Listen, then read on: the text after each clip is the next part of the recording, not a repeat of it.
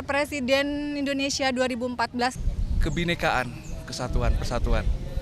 Sesama orang Indonesia jangan saling bersikeras. Freeport tolong dong, beresin Freeport tuh. Bisa ngeberantas korupsi. Korupsi paling utama dibantai. Jangan cuma janji di awalnya aja, nanti ke belakangnya itu harus realisasi. Pendidikan gratis, sembako juga perlu. biaya rumah sakit gratis sama pendidikan. Kesejahteraan rakyat, karena dalam konstitusi negara Indonesia yang tercantum dalam Undang-Undang Dasar 1945 dan Pancasila, ya kesejahteraan rakyat yang utama. Tegakin keadilan, itu aja. Saya mencoba untuk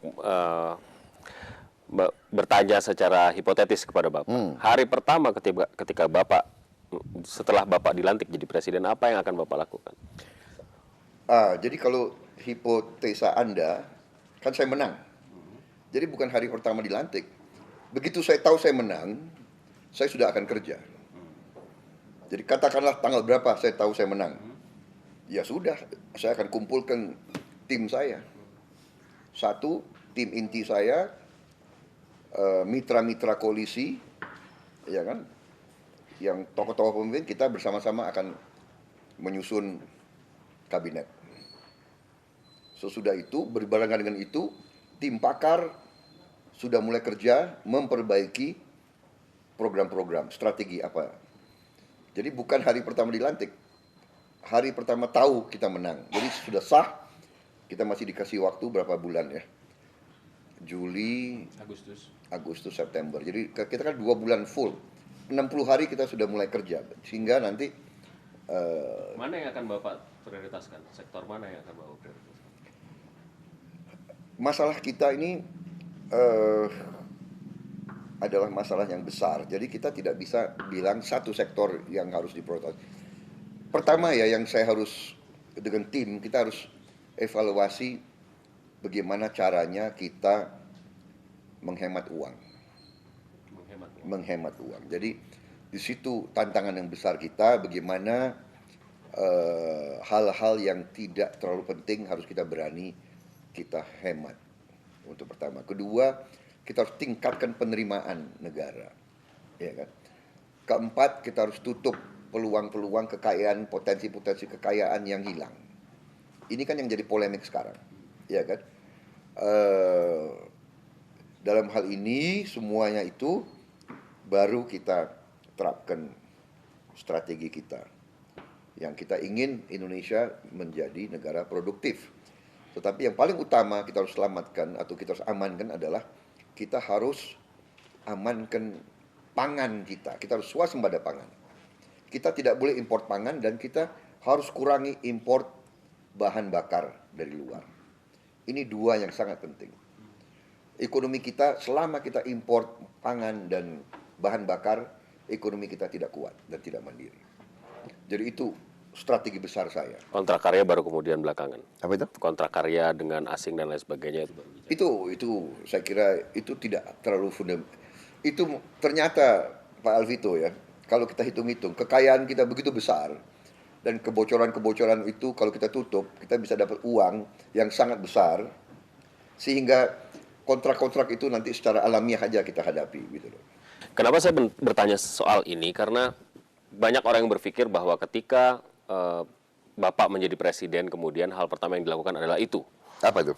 Ya, memperbarui kontrak karya dan lain sebagainya, karena ada kekhawatiran dari pihak asing Bapak akan menjadi presiden yang tidak friendly dengan mereka dan lain sebagainya. Saya kira itu sengaja dihembusi oleh orang-orang yang Agen lagi. Iya. Jadi kan berkali-kali saya bilang di mana-mana, saya akan mempertahankan kepentingan nasional Indonesia. Tapi kepentingan nasional Indonesia kadang-kadang harus mengakomodasi kepentingan negara lain. Kita butuh juga negara lain di Indonesia, kan begitu kan? Dan saya katakan bahwa ini urusannya urusan kita. Ya dalam arti kebocoran anggaran itu kan di kita. Penggelembungan proyek, markup itu kan di kita. Kan begitu kan? Proyek-proyek yang gagal, jembatan nggak ada gempa jatuh sendiri, itu kan urusan kita, bukan urusan asing. Jadi ini bukan saya anti asing, tidak. Saya mengatakan, saudara-saudara, persaingan di dunia ini keras. Kalau kita nggak beres, kita akan kalah. Kan begitu. Jadi bukan soal kontrak-kontrak kita akan hormati. Kita nggak mungkin tidak hormati kontrak. Iya. Iya kan? Saya Kalau kontrak yang tidak adil, boleh dong kita renegosiasi. Kenapa tidak boleh? Boleh. Antara perusahaan sama perusahaan minta renegosiasi boleh. Kan begitu. saya menggunakan istilah mitos barangkali. Saya tidak tahu, mungkin ada istilah yang tepat untuk itu. Mitos yang mengatakan bahwa seorang presiden Indonesia terpilih yang akan menjadi presiden secara legitimate harus mendapat dukungan proper dari kekuatan-kekuatan asing. Bapak percaya dengan itu? Ya kalau begitu, untuk apa kita merdeka, Pak? Ya udah kita minta aja negara asing tentukan. Daripada capek-capek, kau kirim aja deh presidennya dari kamu. Iya kan? Dirental. Nah, iya kan? Atau kau umumkan aja deh petunjuk, boleh kan? Saya tidak percaya itu. Saya tidak percaya itu. Ya kan? Banyak negara ternyata memilih pemimpin-pemimpin mungkin yang tidak disukai oleh kekuatan-kekuatan tertentu. Itu tergantung rakyatnya sendiri. Ya kan? Jadi saya lihat banyak contoh orang-orang yang tidak disukai negara-negara tertentu dipilih oleh rakyat, ya kan? Baru saja India memilih siapa itu? Modi dan sebagainya. Jadi saya kok tidak begitu ya. Saya pikir itu hanya mitos. Iya, hanya mitos. Kembali ke rakyat saya kira. Boleh cerita nggak Pak sama kita?